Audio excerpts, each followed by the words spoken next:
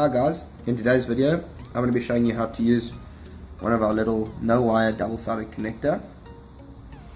This would be in the use of, let's say, joining two sets of strip light very close together, or if you've got a fault in your joint, cutting a simple part out of it like that. Let's just say that chip's blown, and basically just joining it up. So what I'm going to do is start by exposing the copper a little bit just to help with the connection, and do that on both sets of the strip. And then what you'll see is, as I open up this connector,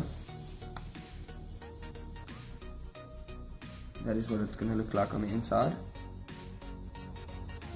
And then simply line it up.